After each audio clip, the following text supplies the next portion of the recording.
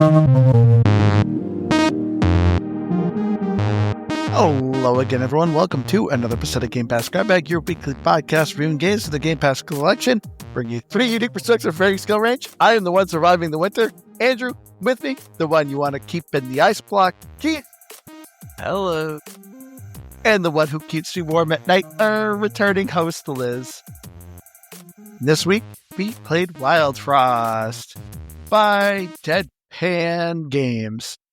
I always called it Deadpan Studios. Wildfrost is a deck-building roguelike where you are playing one of 3 tribes who are trying to bring back the sun because the sun has been covered in a block of ice and the world has frozen over.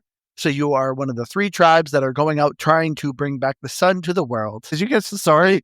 Is Liz's audio being picked up? I feel like we had this last time because she doesn't sound like it for me. Okay, there we go. Sorry, Liz, start over. Thank you, Keith, for now saying that once we started recording. I'm sorry. I was just saying that I thought you were going to test me and ask me what the story was, but you didn't. And now I don't have to because you already spilled the beans.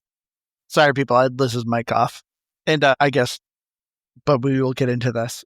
Going around, though. So, Keith, as our main roguelike expert here, was Wildfrost a gamer pass for you? So I've been playing Wildfrost now for like a month and a half or so. Yes, it's been about on that Game Pass. Yeah. I started playing this when it came out on Game Pass. Before we decided we were going to do it as a game, I just started playing it. I think visiting guest Aaron from Superpod had really highly praised Wildfrost when he had been on the show, and figured, okay, give it a shot, and it's a lot of fun.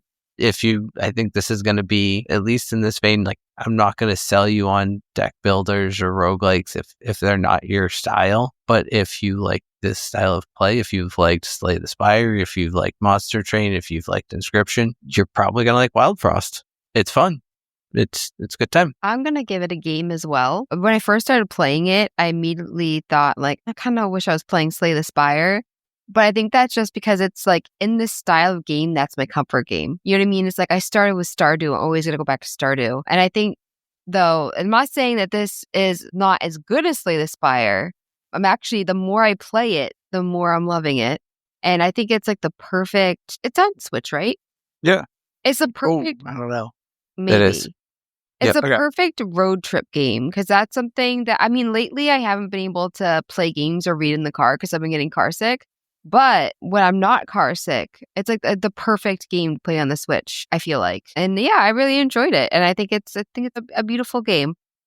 I'm giving it a definite game. I think this actually might be my favorite deck builder roguelike. I absolutely love Slay the Spire. Playing a lot of Slay the Spire, I've noticed it's very hard to progress past, I can't remember what they're called, but they're like the difficulties, like above tier 1, so the next harder difficulty. Ascensions, that's what it's called. Good job, Keith. I find it very difficult to progress in Slay the Spire. But in Wildfrost, what I love about it is that it is simple and it is super quick. Slay the Spire, a lot of those runs can take some time. Like, yes, you can have some speed runs. But Wildfrost, to me, was super easy to sit down, play, few minutes. It saves super well. I was going to say that. Yeah, I love that about that. So to me, I actually think this might be my favorite deck builder roguelike. So this is a definite game for me. I feel like when it comes to Slay the Spire, the first couple of the first 2 people that you can be, I think it's easier to get the hang of it. Versus this, there kind of is a lot at once.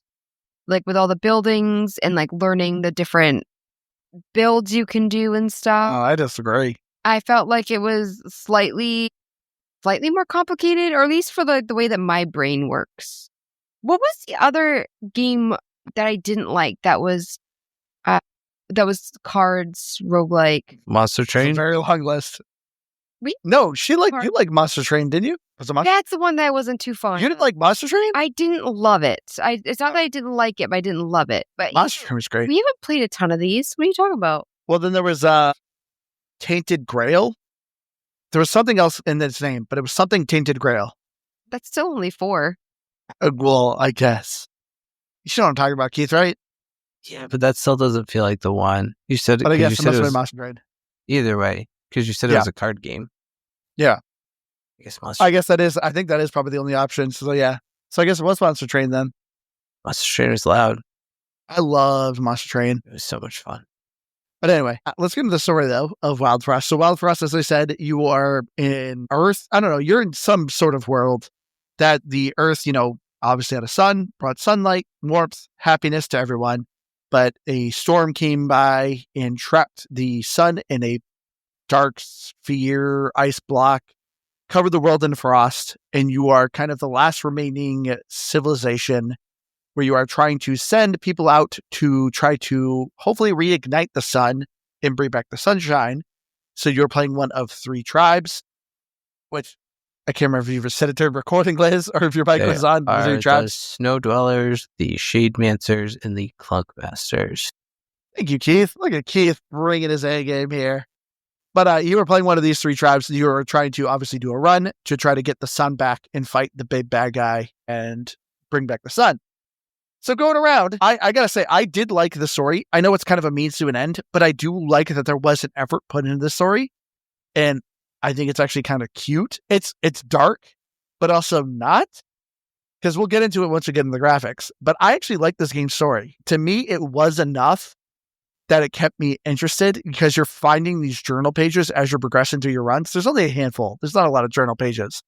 But they're not too long either. No, they're not. Which I like. I mean, especially because if you're not going to have cutscenes and stuff, I don't want to read a ton when I'm just trying to play the game. And so I actually really like that the journal pages were short and sweet. Yeah, I think I got all but the last journal page, maybe, because I never actually beat a second run, and I don't know how far we want to get. What a loser! I know, right? I mean, we can get into that. I don't know if that's a spoiler if we talk about it's part of the mechanic. I think we need to talk about it because that's exactly where I went wrong. But we can talk about the story first. I thought it was fine means to an end. I wasn't really paying a huge attention to it. I was just like, yep, fine, cool, carry on. I liked the gameplay. The gameplay was fun. I did have to Google what the story was before we recorded because it was so long since I had started the game. I'm assuming that's when I found that out. But I did have to Google it. I completely forgot all about it. Even I've been reading the journal pages too. I just, I guess it's not that interesting. It's cute, but it's didn't hold my attention. I mean, it's definitely something you can forget about if you put the game down for a while, which you did. I did. Yeah. We started playing this when it first came to Game Pass, and then you kind of fell off on it and then got back to it. So many books for Christmas. Andrew. And way to go. Yeah, Andrew too. I did not buy your books. Don't blame me. Novel. I got that's not a book. It's a graphic novel. You still read it. Yeah, but it has pictures. And I'm actually watching like TV again. There's been so many things I've wanted to do that I've been. And my mom got me one of those diamond painting kits. You're who? Say it again, Liz. Come on. I've never. Accent came out a little bit there. I like you're still drinking that, Andrew. So gross. So what? I guess I should just put a caveat in this episode. I apologize. I had a board game night at my house, and one of my friends decided to buy me a Four Loko. So I have been drinking one tonight. So gross. The last time I had one of these when it actually had energy in it, and those things were illegal. What flavor is it? I don't know. America? It's red, white, and blue. I don't know. It literally is Loco USA. So whatever flavor that is. This episode's not sponsored. So you want to try it? Go ahead, Liz. No, they don't even list the ingredients. Because you don't want to know. As an American, it's the same with like hot dogs. You don't want to know the ingredients to a hot dog. You just eat it and you enjoy it. But anyway, so the story for the most part is kind of a means to an end. But I at least like that there was an attempt to a story. But let's talk about the gameplay, because that's what we're here for. Buddy's here for. So as I said, Wildfrost here is a deck builder roguelike. So you are picking one of 3 tribes. Obviously, you start off with just one tribe. You are given 3 leaders, each with different abilities, whether they be like, oh, they can freeze people more, or this person, gains an attack every time it does its turn. But when it comes to the gameplay, you have a 2-lane grid for you and the enemy side. You are placing down your champions, which are your actual playing cards. You have a leader. Your whole purpose is to not let your leader die. All your other people can die. It's not a big deal. But as soon as your leader dies, it is game over. Restart your run. So your whole purpose is to keep your leader alive. You as a player have more direct control as to who you are damaging on the enemy side or who you're buffing on your ally side. Every time you play a card, it counts as a turn. Every card has a turn counter. Once it gets down to 0, that card will do its action, which it has on it. So it's hard to kind of explain this gameplay without being too convoluted and being in the weeds. But overall, you are more playing in this game as opposed to Slay the Spire, where you are playing as the character and doing abilities. This one, you were more dictating the battlefield. I don't know if that was a good description. Yeah. Okay. I picked up what you were putting down. Okay. I feel like you both are looking at me like I'm weird. I also... Oh, sorry. No, go ahead, Liz. For me, with the gameplay, I found like what I wasn't really doing well at first because I didn't really have a strategy for the first couple runs. I actually loved when you helped me, by the way. But I don't know about you guys, but I didn't utilize crowns at first. And sorry, I dropped that pretty hard. And realizing that like everything with crowns starts you start at the beginning and it doesn't take up one of your turns was like a game changer for me. And I didn't utilize it all at first. Because I kept buying the charms, buying the little trinkets that you put on there. But the crowns were it. Yeah. That was 100% the game changer for me. I didn't win my first run, and I guess only run, until I figured out buying crowns. And that was probably maybe 5 or 6 runs in. And I used them, and I had it a couple of times because I think I'd gotten far enough where you get the kind of big boss unlock or whatever. So I used them. It just never really clicked with me. And I was like, oh, wait, if I just put out all my heroes immediately, I can pretty much gear this up a lot differently, and I can strategize a whole lot differently. And I had some really fun runs, and that's where I think, and maybe it's because of how they build the gameplay, but one of the things that, I don't know, like, I think you might actually be right, Andrew. I'm willing to be sold on this a little bit further because I'm not opposed that this might be more fun than Slay the Spire to me, because it has that, like, any run can just turn on a weird, I don't know. Andrew, you like gotta stop. You can just build things, or like build something out of nothing where you think something's not going anywhere, it does. So there's just a lot of fun twists and turns, and that's one of the things that I like about it. What is Andrew doing right now? He's just playing noises, and there's like this audio going, and I can't hear you. Okay, I'm sorry. I'm trying Stop putting stuff up. Okay, I'm sorry. I'm trying to put up Keith's playtime. Use your phone. The first 3 times, it's like, come on. I felt like this and Slay the Spire, there were runs that I was like, I just want this to be over. Like, this is not going well for me. And sometimes I was too intimidated with the different deck builds that you could do. Like, for one, there was one that you like it kept saying to kill an ally. And then I saw more cards coming that I was like, I should have gone that route. This looks awesome. But I was kind of nervous about trying it, and my run was lame. But I felt like that was Slay the Spire too. And there were some though where like I had one where I was just summoning like extra people all the time. And I had such a fun run with it. But there were some times where I was like, I'm not going to win. And I already knew. But then sometimes I would surprise myself, be like, I'm not going to win. And I was like, oh, I won this one. But I didn't, I kind of didn't know what I was doing. How many times did you win, Liz? I don't know, at least once. This is why I want to look at the playtime. Keith, you love roguelikes. How did you only win once? How much time did you think you spent on this game? Total gameplay, I'd guess somewhere in the 15 hours. Gosh, I feel like I'm maybe 10 hours and I've won 4 times, 5. Oh, if you want an example of how bad I am at figuring out these games at first, I figured out they do give you warnings if you're about to accidentally kill your leader. They don't let you just do it. Because I was trying to play a card and I'm like, why won't it let me? And then I looked on the left and I was like, oh, it's telling me it's going to kill my leader and I can't do it. And I'm like, at that point, my leader's going to die anyways. My health's really low, but it wouldn't let me do it, which is kind of nice. See, what I loved about this game over what I think I've liked more about this than over Slay the Spire, these runs are quick. if you are doing a good run and you even beat the game, you're looking at 30 minutes tops. You're essentially kind of getting like 6 fights till you get to the final boss, and then you fight the boss, and if you win, you win. But this is what I love, because Slay the Spire. So it's very similar to Slay the Spire when, as you're traveling through the map, there's multiple paths. In Slay the Spire, it usually does like 3, 4 paths. And Wildfrost, it's 2. You can clearly see what's going to happen in these 2 paths. You want to have more companions? Do you want to have more treasure? Do you want to have more charms, which buffs your cards? And it's very simple. Yeah, it's more like Monster Train. Yes, exactly. Yeah, Monster Train did the same thing. Yeah. And that's what I loved about it. And because that's also why I loved Monster Train, because it's very simple. It's quick. You know what's going on. I can easily put this game down mid-run, pick it up, and know what I'm doing, where I am, what's going on. And like, that's what I loved about this game. And like, like I said, I've won like 3 or 4 times.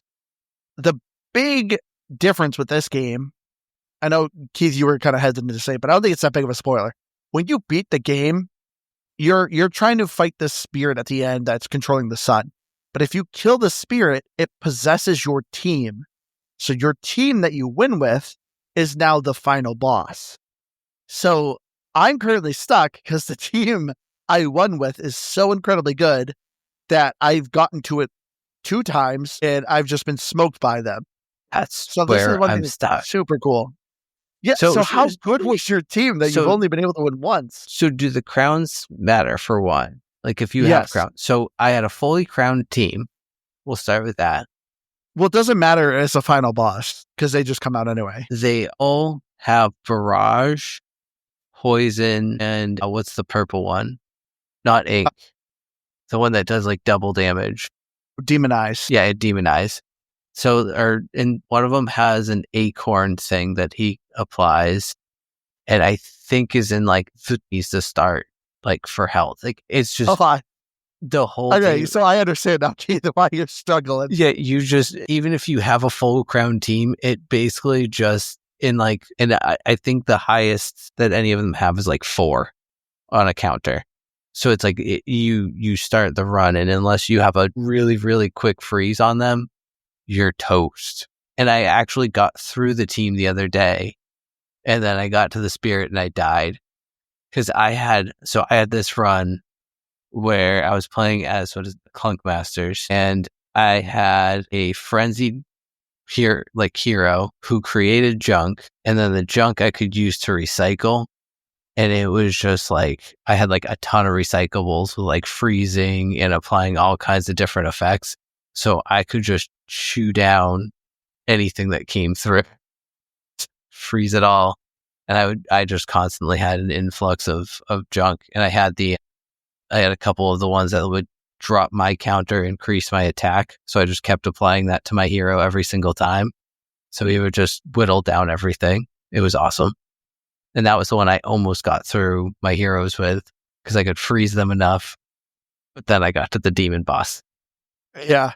The team I currently have as the final boss is brutal. Like they just constantly freeze and they have a ton of health. And so the couple times I've gotten to them, I'm like, I built too strong of a team, and now they are the worst enemy, and they are very hard to beat. But this is one thing I love about this game. There's not a lot of mechanics. So as I said, there's usually when you're playing, you can have up to 4 cards on the battlefield. You have your leader and 3 companions, which you start off with a pet, which counts as a companion. So that's it. You don't have a lot of characters that are on the field, but you have these trinkets that are called charms, which are essentially perks. So of course they say things like, add +3 attack to their attack power, add +7 health to them, or every time they're attacked, they add, 1 attack to everybody. It depends, obviously, what the charm is, but there's not a lot of them. So you're kind of essentially buffing these cards, these champions that you have that you put on the battlefield. And they obviously carry over if you win the game. Those cards with those buffs are the final boss if you win the run. So the team I have right now is very difficult to beat. But this is what I love. It's very simple mechanics. Everything that you read on this game, I think you could easily put down in a month, pick it up again, and remember everything. Yeah, I think the worst I had is I picked it up in the middle of a run and I didn't quite know what my build was. I was a little confused on that, and that lost me the run, but I don't think I was going to win no matter what happened. But as far as the overall like mechanics of the gameplay is concerned, I like immediately knew what was going on. I will say when I started playing this game, and honestly, I need labels. When you go at the beginning and they have those different buildings, which it's nice when you go to them and they tell you what challenges to unlock, companions and stuff like that. But the buildings aren't labeled. And I, for the life of me, cannot figure out how to start another run the first time that I played. Like, I played a run and then I went back to town. I'm like, where do I go? I accidentally kept hitting every building except for the bottom center one. And I was like, this is ridiculous. The one that's by the stairs. Yes. I was very tired. I'm going to blame that. But I was just like, I cannot even start a new run.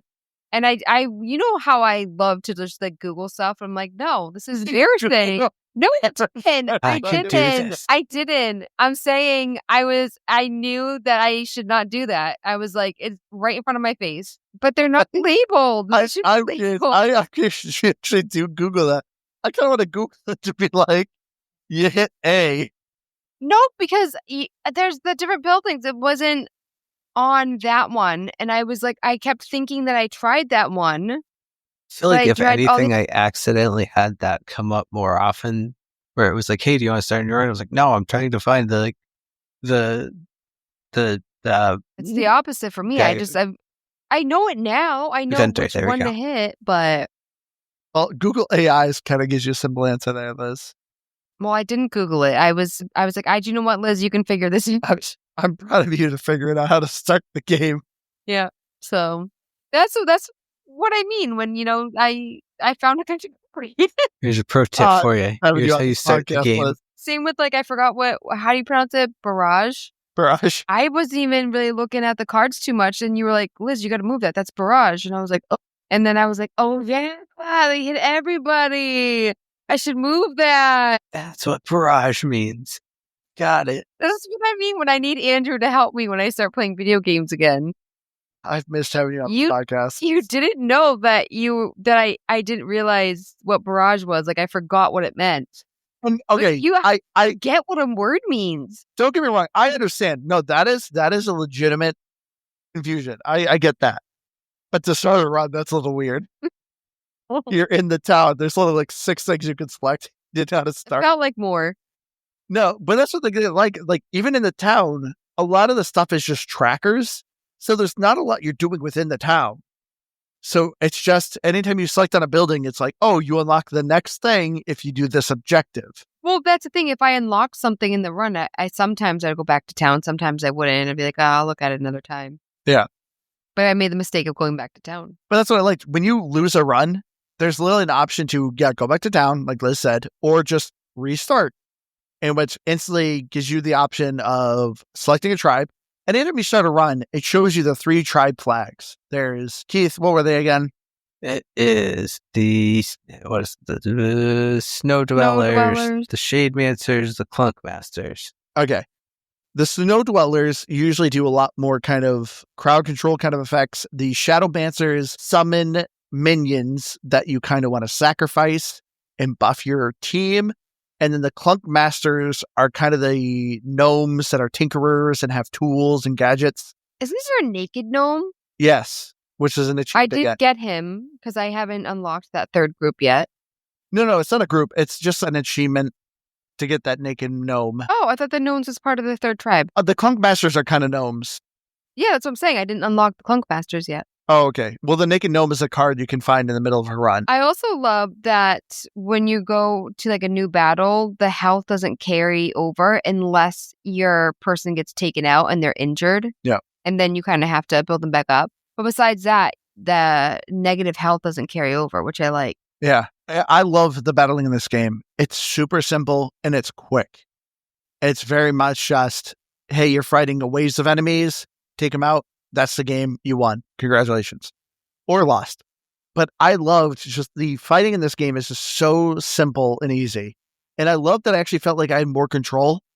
It feels like a puzzle of, hey, do I need to move my leader out of a different lane? Because they're going to die if they stay in where they are. Do I need to take out this target? Because I know they're going to attack next turn. Everything about this game just felt like a puzzle.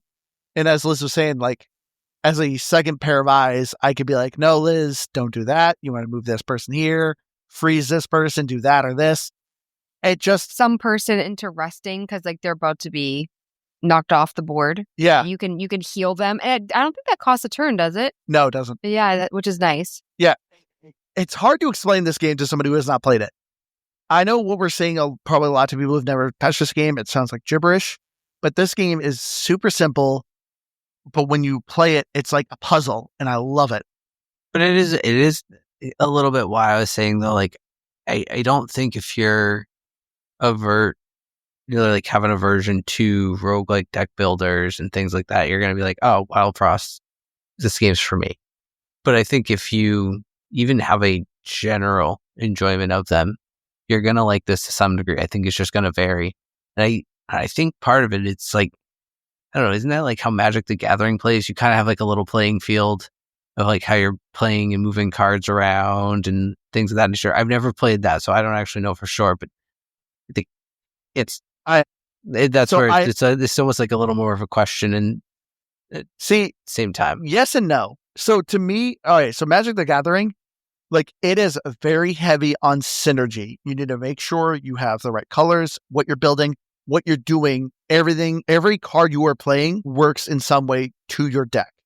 In this, I felt like the selection is so much more limited that if you can just slightly plan out, you can figure it out. Like you just need one or two cards to work with each other for it to work in Wildfrost. So it's not, I wouldn't say it's as heavy as Magic the Gathering, but I see where you're coming from, Keith. But to me, I feel like this is much more simple with this mechanic. Yeah, I definitely wouldn't say it's like a heavy, close gameplay. I just mean in some way, shape, and form of like, yeah, how you move cards around the battlefield and kind of have to strategize where they're at and how they play and everything. That's what I was thinking. I love looking at the cards for Magic the Gathering. I haven't played it. I remember I tried to teach you once. Well, yeah, and then you guys try to teach me Munchkin too. I just, I don't know if it was because it was like later at night or I just don't get like card games like that. Like it's hard for me to understand. I mean, if you've been listening for a while, you already know that Andrew loves board games, but I always make him read the instructions. It's just explain it to me. Munchkin, you need like one person alone to describe it to you, because if there's more than one person, everybody's going to try to explain it at the same time, and then nobody explains it right, and it gets overwhelming. I've done it before. I've been in those where I'm the person over explaining it. So I love Munchkin.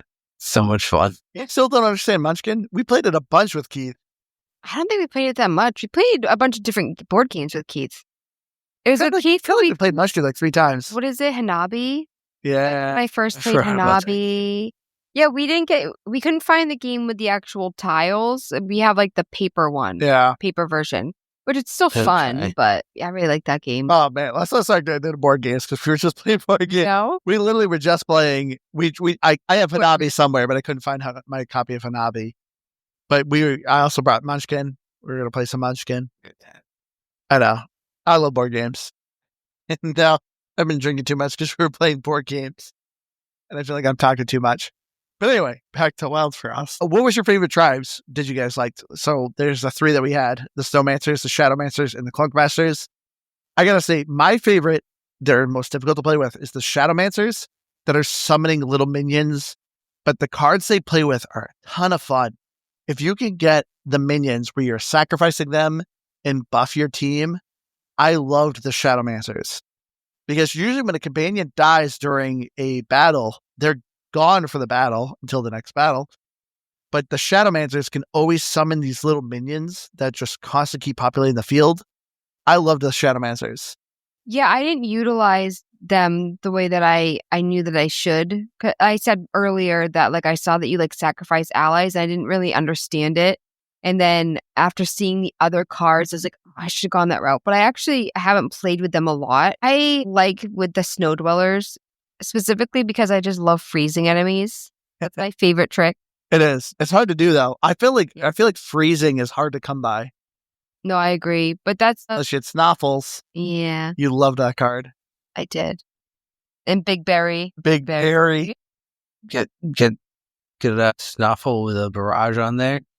Yes. He's not fun.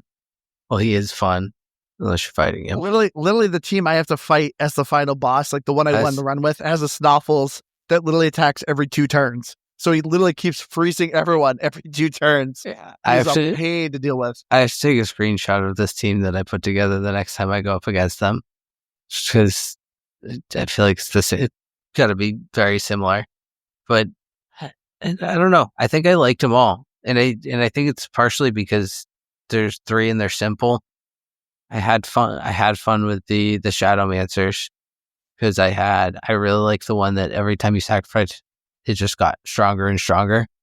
So I'd always save that one. And then if you could, like, there's like the copy guy, so I would copy that card, so then I would have 2 of them. And I would just sit there and boost the heck out of those 2. I was saying I had that really fun run with the Junk Masters where I was just loading up on like these junk cards, which then you can just sacrifice in mid-run to, use all these mechanics. That's a lot of fun. I think the one I'm going up against is a Snow Dweller team, if I'm correct, because again, Liz said the freezing is a lot of fun. It's just it gets to be kind of hard because it makes sense, because they don't want you to just freeze lock every single enemy you go against. But a lot of the bosses tend to have like that mechanic where you can only freeze them for 1 turn, no matter how many times you hit them with freeze. So that gets to be a little bit tough. But if you get the one character that gains attack every time you freeze something, yes, and actually get they buff up quick. Yeah, I got it. I had it one run where I had 2 of the health charms on it. So it actually had like 9 health to start out, and I was just loading up. I'd have like 23 attack on that thing. It's just mowing things down. It was awesome. This game feels so good when you have a team that just works so well. Like, there's so many little mechanics. Like I said, I don't want to get into the weeds of how this game fully plays. It's hard to describe, but when you actually play the game, I feel like it's very simple. But when you get a team that just has synergy, it works so well. And that's what I mean. That's what I love about this game. It's like, there's not a lot of cards you're putting on the field. It's mostly you as a player are you buffing your team this turn, or are you attacking the enemy team this turn? So you have to really look at your hand. What are you doing? What are you playing? Because every time you play a card, it's reducing the timer on all the cards on the field. And this is just what I love about this game. It's so simple and easy to pick up. It's a great xCloud game. I played this many times at work. I could just do a run, play a battle, whether win or lose, and just anytime I lost, I always wanted to start another run. That is always a absolutely important feature with every single roguelike. As soon as a run ends, how much do you want to play again? And every time I'm like, I want to do it again. I felt like I can beat that run. I can do better. And it was great. The only time for me that's not true is when I have like a team that I really like. And I feel like with the cards with they look and stuff, like some of them I'm like, I really love this character. I want to keep in it every run. And so for me, like if I have a really good run, that's when it's harder to pick it up again. Well, pro tip, if you know you're going to lose your fight, quit the game and it'll restart the fight. Because there's been numerous times where I'm like, I love this team. I screwed up. I did not mean to play that card over there. Or my child hit the controller and it ended my turn. You can quit the game as long as you do not die. You're leading us to die. It restarts the fight. The old save thanks scum. for telling me that. Yeah, the old save scum. Nothing wrong with that. Nothing wrong with that at all.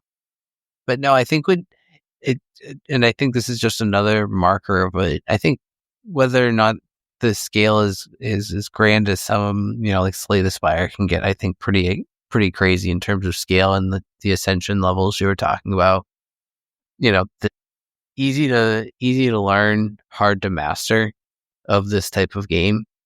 And I think part of the difficulty in Wildfrost is there's no true like meta to a certain degree. There's synergies that work, but you don't strive for the same thing every single time because your choices are limited. I mean, yes, you have 3 from each tribe that you can choose from. So you have 9 choices at random and they're usually within some close basket of each other, but you're not like, okay, this is the one. I'm just going to get this every single time. And as long as I have this, I know I'm going to win the run. It's you start that run and you go, okay, let me see what I can build into it.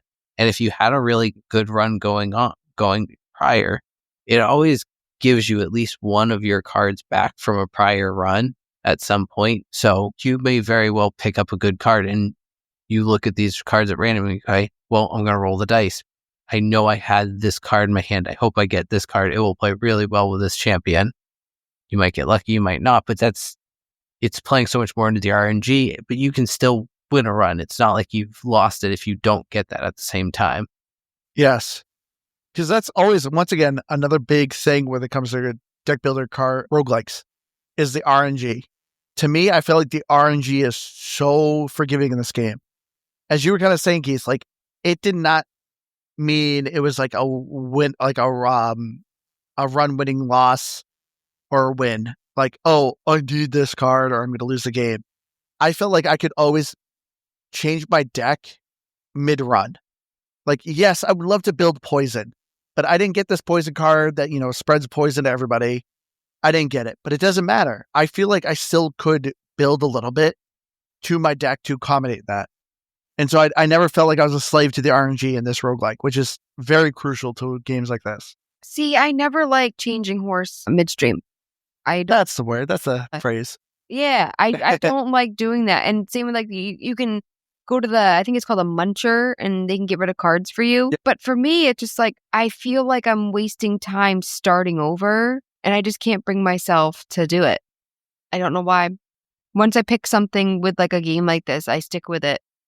If I go snow, I stay snow. That's probably why I'm not very good at it. I also think too, so I was thinking like how this didn't become addictive to me like Slay the Spire. And I think I just realized the reason is because somebody got me re-addicted to Disney Dreamlight Valley. And because I was like, why am I not playing that? Like playing this as much or like wanting to. And somebody re-downloaded it on my Xbox, and I got burnt out. Our 5-year-old? No, who helped 5-year-old? Who helped the 5-year-old put that on my Xbox? But I had been burnt out, and I was like, "Oh, this isn't gonna, make me addicted again. It's not gonna happen." I was burnt out from it, and then she handed me that controller and was like, "Mommy, will you help me?" And then I was like, "Oh my gosh, got a whole lot of new stuff in there now." Yep. And so for me, it's like playing a game like this, having so much fun with Disney. It was really hard. You love a good cozy game. I do. And it's so like, Andrew, you're like, oh, you do the same thing over and over and over again. I love it. I mean, so is that with Disney Dreamlight Valley, Keith? I do. I actually had it in my hands within the last week.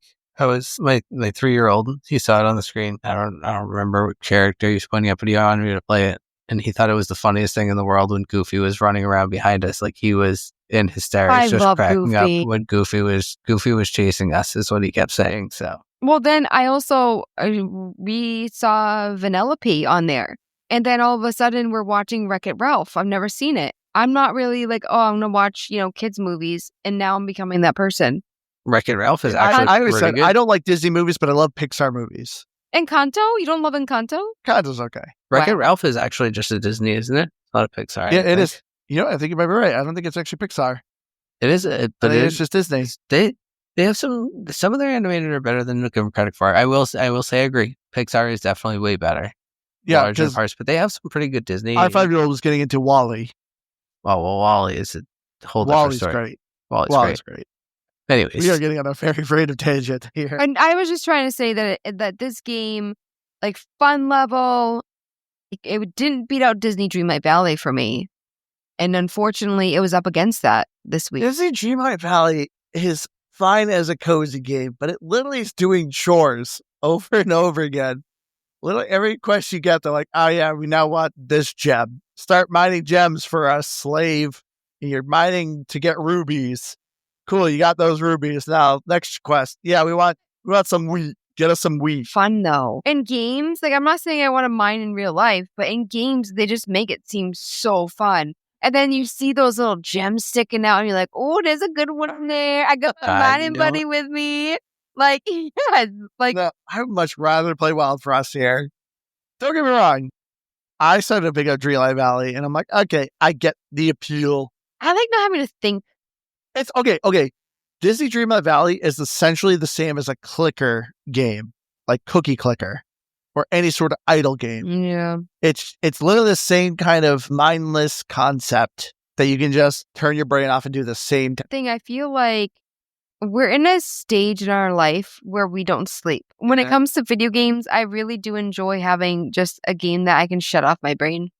I did enjoy using my brain for Wildfrost sometimes, but there are some days where I'm just like, I didn't sleep last night.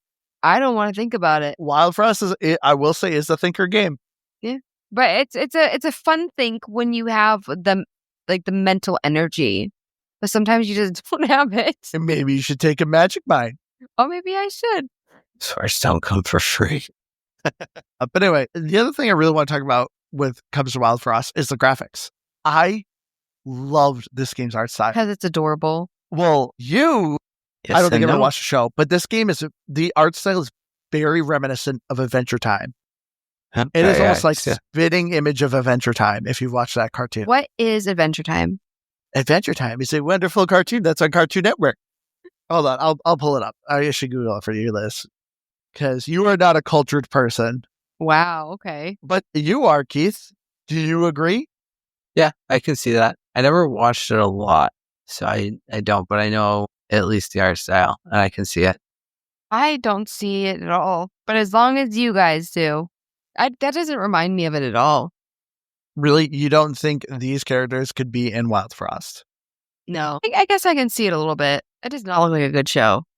No, Adventure Time is actually a very good show. It is. It's because it's goofy and weird, but it actually has an overarching story that's actually very deep and as is tradition. Yeah, that sounds like my type of show, a sad show. Not sad, but like deep.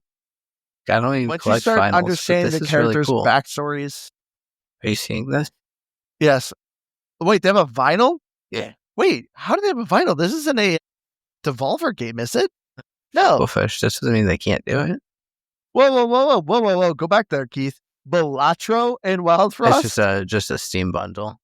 Okay. I was like, whoa, they're doing like cards here in Balatro? Yeah. No, to me, I don't know. I think if you've seen Adventure Time, to me, the art style is very reminiscent of Adventure Time. Because when you're playing Wildfrost and you're reading the story and understanding it, it's very kind of dark and sad and gloomy, but you would not suspect it because the color palette is very bright. The characters are very cheery looking. I mean, honestly, even when you're battling these creatures, there is quote unquote blood. A lot of these creatures are berries or ink. So there's like inky blood or berry blood, which you can scale. So if you have young children around, you could increase the blood or decrease the blood. You can also turn it rainbow. I never noticed that. You never noticed that your cars would get covered in blood? I wonder if I accidentally turned it off or I'm just so unobservant that I just... See, I turned it up. So...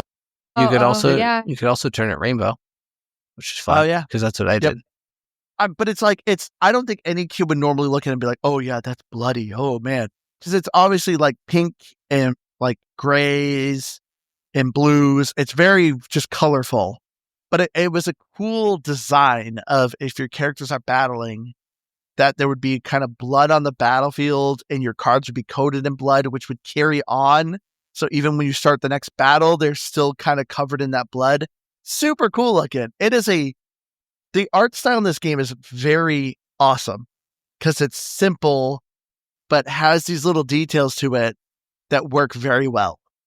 Yeah, I forget the guy, but there's this older character, and he looks like jazzed. I forget his name. You know, the old guy who looks jazzed. The descriptions is great, Liz. What did he do? My phone's in the other room. I don't know. I loved him so much, I can't remember what he does. I don't remember, but he looks like... I have your phone, please. I'll find it. I do have my phone. Yeah, I didn't have my phone. I had to charge my phone. All right, I have the computer right here. Do you want me to Google something, Liz? Guy Jazz. It looks jazz. Wildfrost. My gosh, I want to Google this. I mean, I think this is just giving me all the cards. I need to have like check. I look like him, but he doesn't look jazz. It's because he's playing jazz. Okay. I gotta screen share this. Oh my gosh. Did you find the card? Google images of old man who looks jazzed in Wildfrost. Okay. Yeah, Liz, does any of these remind you of the card? I'm not going to say which one. Hey, but what about this card, Liz? Do you know what? It made me happy when I saw it. So there's cute characters, but there's also characters where it's just like, man, I'm glad that you're here. So this is the naked gnome, Liz. Yeah, I saw a picture of that. Okay. Where is her? Well, so anyway, I guess I'll continue talking about the Good art idea. style. This game is very good with this art style. Even when you look at the cover image, it's chaotic and wild. But when you play the game, there's not a lot. Like I said, this game is very tight. I felt like with a lot of roguelikes you play, you're like, oh, I got to put like 20 hours in this game to fully unlock things, to really kind of have fun with its builds. In Wildfrost, I felt like literally turn 1, I really could start working towards things and I could just play with things and have a lot of fun with. I feel like we're all very busy Googling here and we're just filling with dead air right now. No, you're right. You're right. I'm sorry. Do you know what? The pictures are loading and it's frustrating me. But I also wanted to mention, too, that Snoffle is different than Snoof. Snoof is the dogs. Yes. Snoffle is the guy that throws the snowballs. You love... Snoffle is great. So Snoffle, base card, he is a companion you get. Every 3 turns, freezes every enemy for 1 turn. No, every 4 turns. Here we go. Yeah. I'll screen I'm share. sorry. What were you saying when I wasn't listening? When I was rudely not listening to you? I mean, that's all the time, isn't it? Wow, okay. I'm not apologizing again, I tell you.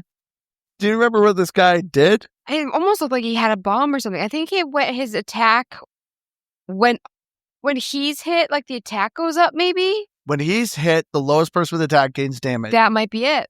Okay, his name is something with an R. I literally just had him on my team. Yeah. This is great podcasting right here. We're really good at this. I don't think it begins with an R. It's not in the thingamabob. Well, I feel bad if anybody's listening, because you can edit it out. From all Hill Kichi is the one that I liked. Watch it be like the most lackluster part. No, I like him a lot. He's a very good card. Yeah, it's really bothering me. I'm When gonna a do card a is lot of destroyed, editing gain here. 1 attack. No, and healed, gain 2 attack. When damaged, gain 1 attack to the lowest damaged person, is what the card says. Found him. Roybos. As you were right, and it was an R. I told you, Roybos. Like the T. Yes.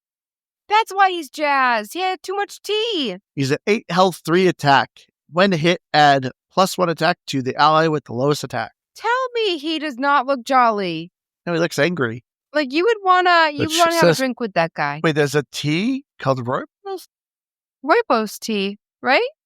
Now I gotta Google that. Jeez, Andrew. I'm telling you. And you know what? When I worked at that cafe, we sold that tea. Oh yeah, I think it's with another O though. It's spelled Rooibo. Oh, Roybos.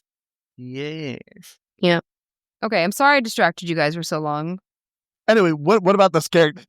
We're talking about graphics, and when I saw him, he made me happy. Honestly, I'd probably pick him even if he wasn't, totally cool. See, this is one thing I love about the Wildfrost's mechanics. So this character says, when hit, add +1 attack to the lowest person with the lowest attack. The text says, when hit.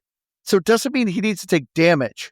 So you could play your own cards that just do 0 damage to a character and hit him to activate his effect. So this is what So like the junk cards. Yeah, exactly, Keith. The junk cards, they do 0 damage. So you could hit him with a 0 damage card just to activate his ability. And this is what I mean. This is what I loved about Wildfrost. It is a very much a methodical puzzle kind of real-time. You can read the card, find the trick. Exactly, yeah. Yep, read the actual text and figure out kind of a puzzle. So this is what I loved this more about than Slay the Spire. Because Slay the Spire to me was very heavy on RNG. Did you get that item to help complement your build? If not, you're kind of going to lose your run. Yeah, I see that. Yeah, like you're certainly not going to get your infinite run or whatever. Like there is, I don't think Wildfrost even does infinite runs. Like it has the challenge runs, but it doesn't force you into doing them. But the music, though, I feel like in this game is actually very catchy. It's very simple. But if you play for too long of a time, it's like I could turn off the TV sound and feel happy. Yes and no. I mean, you can play without it, I think you could say. Easily. Yeah. It becomes a bit much if you're playing for a long period of time. This music, though, has actually caught in my head a couple times, and I'm literally laying in bed, and I'm like, ooh. I'm literally playing the music in my head. Like, ooh. Yeah, I'm like, Is that all you remember? That's like catchy battle music. Just like that, too. Can you do it more than ooh? No, Liz, I have been drinking. I do right now. And I think you surprised yourself. I can't even speak in full sentences right now. You just did one. Well, I guess I haven't done my elephant noise yet. Going, ooh la la. I can't really pester you. One of these days, Liz. One of these. We've had people request multiple times for you to do elephant noise. No, you have not. It's true. Yes, we have. You've never showed me anything written. Yes, I have. No, you haven't. Right now, you show me stuff like if I get a critique or something. But I've never heard. I can barely type right now. Okay, well, show me tomorrow. Can you just make it? I don't believe you. You have. But Wildfrost says I'm a soundtrack on Spotify. Put it up. I'm like, yeah, I recognize that. This is the Wildfrost's soundtrack is a jam. Kind of makes you want to dance. Yes, it does. Very dancey. I don't want to dance to this. Just said it makes you want to dance, and now you don't want to dance to it. Liz. Well, not the second song. Wait, can they hear this? No, I don't think so. They can in a second. Okay. Well, we're listening to some jams right now. It kind of like makes you visualize somebody sneaking up on somebody, like in the forest or something. It's very jammy. I actually really like Wildfrost's soundtrack. Is this a soundtrack I would listen to at work or in the commute? Probably not. Every song is less than 3 minutes long. There's one that's over 3 minutes. But they're all very quick. Well exceeded copyright by this point. Yeah. They're very repeatable. But I like this game's soundtrack. It's nothing too annoying because you're obviously playing a lot of runs over and over again. But what is here is really good. It's very good. I love Liz's face right now. Liz was very much like, music. And as I'm playing this, she's like, oh, yeah. I like it. I'm just saying, after a while, it can get a bit much. Right now, all these songs I'm playing, you're telling me right now you'd be like, oh, I'd be so sick of hearing this again. After, like, over an hour, if it's repeating, you made your point. Shut off the music now. All right. Well exceeded our copyright. We're a music podcast now. And it was very loud. Hey, can you hear it, Keith? Okay. All right. But no, I think the soundtrack is very well done. It's nothing too egregious, and it's very simple. I enjoy listening to it while I'm playing the game. This is a game I personally wouldn't want to put on mute because I do actually enjoy the soundtrack. So I give it an A+. But the achievements, usually when you're playing a deck builder roguelike, the achievements are egregious. They're usually like, oh, win the game with maximum difficulty and all the trinkets activated and it's super hard and only 0.0001% of people will ever complete it. And Wildfrost, the achievements are very obtainable. Yeah, you got 14 out of 27 achievements with a score of 430. Oh my gosh, I missed you, Liz. Achievements with a score of 230. And I am in dead last with 2 achievements and a score of 40. We have not done the achievement scores in so long. No, missed you, I don't Liz. think so. But yeah, the achievements are very much so every time there's a build of poison, freezing, adding spice, which increases damage, that's an achievement. Can you get 50 stacks of spice, 20 stacks of frost? That's usually their achievement. So it's very obtainable. To me, I felt this game to be just nice on that. There is an achievement to actually beat the game. There is an ending to this game. As we said, when you beat a run, usually your winning team is the new enemy, but there is a way to actually beat the game. So there is a way to roll credits and there's an achievement for it, but it's not egregious to do. So I really like the achievements in this game. I think that's the word of the podcast. What? Egregious. I literally just started saying it. You said it 3 times. Yes, but just recently. No, but Good word. No, not but the podcast in entirety. I mean, this episode. Our podcast is egregious. This episode, the word is egregious. I'm Googling this and it was egregious. I'm drinking too much. I can't type. And then you're like, it's egregious. British accent. It's like an angel. What was that accent? Can you try that again? Which one, me or Liz? Yours, for sure. It's like an angel. Yep. You finally. I don't know what that is, as a matter of fact. It's like It's a good. There's definitely Yeah. an accent that you're doing.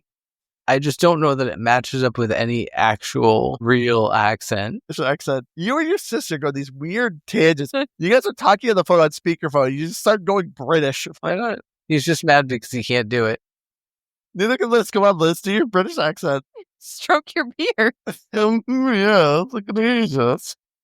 Do you want to stroke my beard? Thank you, Liz. Thank you. Shut that down. We miss having you, Liz. Oh my gosh. All right, let's get our final thoughts here on Wildfrost. I'll start while I still have some brain cells going on here. Wildfrost, like I said, is a definite game. I think this game is a ton of fun. If you like deck builder roguelikes, this is 100% you need to check it out. If you are wary about them, I actually feel like this game could sway you in liking them a bit more. Like I said, the mechanics are very simple. The art style's nice. The music's great. This is a game I feel like you could put down and within a week, instantly pick it up and remember 90% of the mechanics. I think Wildfrost is a ton of fun. For me, it's easily a 93. There's very little I could change about it. I really like Wildfrost a lot. I liked it pretty much immediately, despite being stuck by my own demise because I didn't realize that I was setting myself up for failure. You were just too good. I was just too good, and now it's impossible for me to beat again. But it's really hasn't swayed me away from it at all. I think it's still a lot of fun. It's absolutely like a lot of this genre can be. It's a perfect game where I'm like, maybe I've taken 3 losses in Marvel, and I need to just cool off a little bit. Wildfrost is a great cool off game, no pun intended. And I think part of what makes it so good is one of what Andrew's saying is that it's got a quickness to it, and you don't feel like you're investing all this time, and even if the time you invest into it doesn't pan out, it doesn't feel like it's because of bad RNG. It's just you finally got outmatched and you only maybe played 20 minutes to get there. So it's really not all that much of an investment of time at the end of the day. So I think it's absolutely a must play if you're into deck builders, if you're into roguelites. I would recommend it to anyone who likes this style of game. I don't know if I fully agree with Andrew that it's going to sway you on it, but maybe it will. And so definitely try it because it's easy enough to learn, and it does a pretty good job of walking you through what you need to do, at least from in its purest form. But, like a lot of these, I think mastering it takes a little bit of time of really understanding the cards and the synergies and all that. But it's a lot of fun. I like it a lot. I will probably continue to play it. And I would give it an 88. I gotta say, this soundtrack is a lot of toots and bells. Is a lot of toots and bells. that why you're giggling away over there? Just giggling at toots and bells? I thought it was like Emmy music that he's like, oh, I'm going to start playing the music while he's talking. And it's playing some very dramatic music while you're giving your review. So that's what we're kind of laughing. Did you hear it, Keith? No, it wasn't playing for me. I could do that for you. It's also really hard to dance, so I can't move my neck. Kind of awkward. You're kind of giving it. No, I said kind of awkward. Not I'm kind of awkward. I mean, I am, but I was saying like it's kind of awkward that I'm going to give it a 93 because I was already planning on giving it a 93. Oh, 93. He's back, baby. What I said earlier about Slay the Spire, it is so hard to concentrate with the music on. With Slay the Spire is, I'm not saying that Slay the Spire is better or worse in this game. I think that this game is a lot of fun. I just had a lot of competing interests this week. And that kind of went out some days. And so, I mean, and partially it's your fault. Did you accept it? Oh, Metacritic. At TBD, I looked at the other platforms like PC, that kind of stuff. There were no negative reviews. It was all, I think I saw 7 and up. There might be lower, but it's mostly good reviews. So. Liz, did Andrew tell you about the one I found the other day? Of our silent third code host. It was one of the most wild reviews. He wasn't even saying turd. It was just weird analogy after weird analogy. He was like talking about his breakfast that he ate. It made no sense. I wonder if he's doing all right. Was it a newer review? Or it was in the last couple weeks. I'll see if I can find it. That's a good question. Is Rex doing all right? Right now. Does he need a hug? Let's Google. Does Boy Rex need a hug? You're supposed to say his name. Does Boy George need a hug? Yeah. Did I mask it well enough? Good old Boy George. But anyway, It's funny how much thought we put into this man, and he doesn't know we. I'm Oh, curious how he's doing. was it Yeah. so Does hard? he get sponsorships? Because like he hates everything. I can't see think it him was- being like, "Hey, I this think is it was good product." Solaris. It was a It was Solaris. It was our last game that we did, or no, the one before, because it wasn't gigantic. It was Solaris. I'm not gonna read this whole thing, but I will Thank put you, it in the Keith. chat here so Liz can see it. It's wild. But anyways, we're doing that really good audio thing again. Yep. All right. So let's wrap it up here. Thank you all so much for joining us. I've been your hardcore gamer host, Andrew. You can find me on Xbox Live at Firebird01152. Please join us for Discords or Discord or YouTube. Go to our link tree at linktree/GPGB. You'll find the links to all our things. We do our live recordings on Wednesday around 8:30 EST, where you can see us looking like a bunch of jabronis, and Liz is poking my nose as I'm trying to give this outro. Yeah, who's been drinking now, Liz? What is that? Anyway, thank you all so much for joining us. We love you all. Thank you to our wonderful Patreon members and our wonderful sponsorship, Magic Mind, keeping us going, even though we've been doing a terrible job with this. Liz, thank you so much for joining us. I'm going to let you go next. Thanks for having me. I'm Liz Noob, gamertag Covenant D, and I'm on Twitter and Instagram at Liz Noob. Noob is W. Man, it's been so long since we heard you say that. You missed it. I have missed it. Real quick shout out to David Spare. Once again, gave us another comment, wondering when we are going to do Halo Reach. Keith is very excited for that. To say Keith is just made his night. We might have to do a me, Liz, and Aaron episode for that. I Yeah. think I played Halo Reach. Halo Reach was the last Halo game that Bungie did. But David Spare, we've heard you. We will get to Halo Reach eventually, because I have actually some thoughts on Halo Reach. Some good, some bad. Not as good as the Halo show. Keith, you better wash your mouth out with soap. Keith, say an outro. Say something that they've listened over an hour of this episode. They're like, man, I can't wait to hear Yeah. Keith has to say in this episode. I think everyone's checked it. He is going to spit some wisdom. Keith, should I invest in Bitcoin right now? Yes. That's terrible advice. No. It's blown. It hit 100K per Bitcoin. I mean, but it recently. could still go up higher, right? Good, I guess. So that Sky's the limit. Diamond hands. could be right. Could be wrong. I don't know. I've What been other Keith. wisdom do you have to spend, Keith? Same old. I've been Keith. This, that, and the other. I'm so glad No one I'm else- not no- editing this episode. No one's listening at this point. I'm not even listening. Hey, everyone. If you are watching this live, I apologize. This is probably not a very good episode to listen to live. Thank you all for joining us. We love you all. We'll see you again next week. Liz, Okay, bye.